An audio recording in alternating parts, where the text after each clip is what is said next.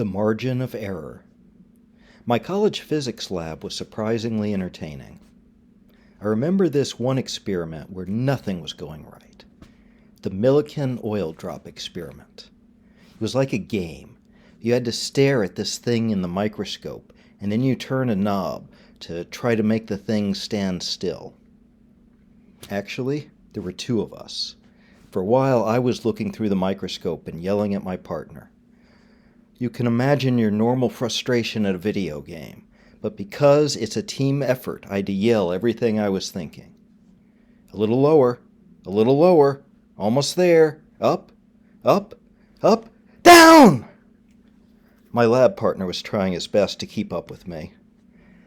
After I went out of control that one time, he just answered, "You're blowing hot and cold on me." I nearly died laughing. It wasn't even that funny. We laughed a lot that day.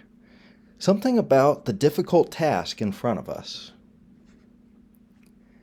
Let me complete the picture for you. I should have gone down to Radio Shack and spent $10 on a cheap multimeter. It would have been smaller and easier to use than any of the equipment they gave us to use. We accused our TA of stealing voltmeters, ammeters, etc. from old, long decommissioned submarines. They just had this aesthetic and girth. This looks pretty much like I remember. This one might be made of wood. Ours was made of plastic. But this was about 1990, and that was way out of date. And notice that's just a voltmeter. You had a separate huge box with ammeter and ohmmeter and all that stuff. We accused our TA of stealing voltmeters, the ammeters, etc. from old, long decommissioned submarines. They just had that aesthetic and girth.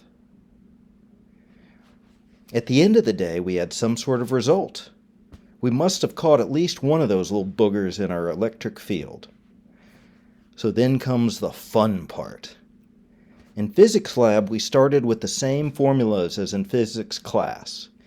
But in the lab, we were required to propagate our errors. You didn't just say what the answer was, but you had to say how sure you were of the answer. It's 3 times as much work and 7 times as tedious.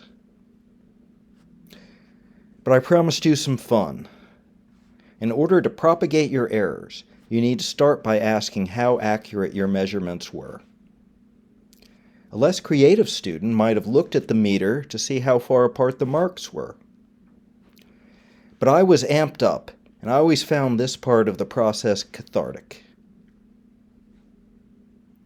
I rubbed my hands on my slightly out of control hair to build up some static charge. I could make the meter jump just by walking near it.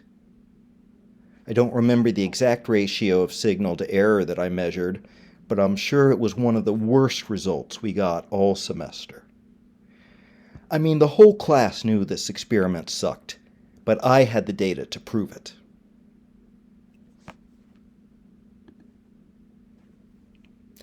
This is about what I remember. This is what you had to do in physics class, and then this was the extra part. And this isn't even the worst of my hair. Sometimes it's all for science. Most of the time I try to keep it short. I mean, the whole class knew that this experiment sucked, but I had the data to prove it. The moral of the story? The margin of error is important. This is part of an ongoing project. I have a collection of essays that I might want to publish. It's just an idea now, so if you have any suggestions or corrections, please let me know now. Thank you for listening.